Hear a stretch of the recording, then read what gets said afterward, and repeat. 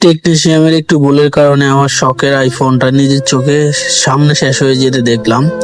আমার ফোনটাতে একটা সমস্যা ছিল, সমস্যা না, আমি ফোনটা পকেটে রেখে ব্যবহার করার কারণে ঘষায় ঘষায় যে ক্যামেরাটা আছে, বাইরের ক্যামেরাটাও দেখা গেছে একটু স্কেচ পড়ে গেছে।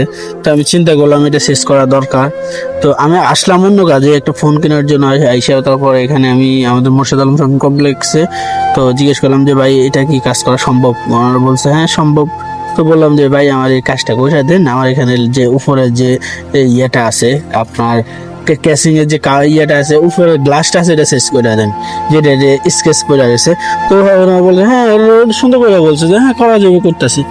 এটা করার পর থেকে আমি কইরা আর রাতে চেক করি না, করতে করতে অনেক রাত হয়ে গেছে। তারপর চলে আসি, আসার পরে দেখতেছি আমার ফোন পুরো ব্লার হয়ে গেছে। ব্লার আমার মানে আমার ফোন আমি ইউজ করি ক্যামেরার জন্য, সবচেয়ে ক্যামেরার জন্য আমি ফোনটা ইউজ করি, আমার আইফোনটা, কিন্তু ওটা ব্লার হয়ে পড়ে গেছে। ব্লারের কারণে সেটা কোনো রকমে মানে কথা ফটো ভিডিও কিছু করা সম্ভব হইতেছে না। তো পরবর্তীতে আমি 2 দিন পর্যন্ত অপেক্ষা করছি, করার পর আবার তাদের কাছে নিছি। নেওয়ার পর আমার এখন তাদের শুরু অন্যরকম, ডবল বলতেছে এটা একটা ইলেকট্রিক যন্ত্র, এটা ওইটা, তারপর আবার ডবল টাকা সার্চ করতেছে। কিরে ভাই, তোদের হাতে কাজটা করাইলাম, তোদের কি মানবতা জিনিসটা বলতে বলতে কিছু নাই? দায়িত্ববোধ বলতে কিছু নাই? একটা মানুষ তোর কাছে শখের জিনিসটা দিছে, তুই কাজটা করতে পারলি না, সেটা তুই নষ্ট করে ফেললি। আবার তুই আমার কাছে টাকা চাচ্ছিস, বুঝলাম যাচ্ছে। তারপরও কিছু করার না, বাধ্য হয়ে আর ঠিক করতে দিলাম। এখন ঠিক করছি, তারপর আবার দিলাম যে ভাই ঠিক আছে, আমার যা আমার ক্ষতি হয়েছে আমার হোক, আমারটা জিনিসটা আবার ঠিক করে দেন।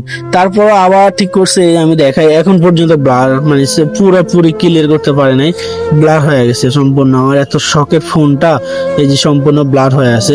ব্লারের কারণে আমার কথা, আমার পুরো মন মেজাজ মানসিকতা সবকিছু নষ্ট করে দিচ্ছে। আমার এত শখের একটা ফোন, যে ফোন দিয়ে আমি টুকটাক ভিডিও করি আপনাদেরকে বিনোদন দেওয়ার জন্য, সেই ফোনটা সামান্য একটা ভুল বলতে টেকনিশিয়ানের ভুলের কারণে।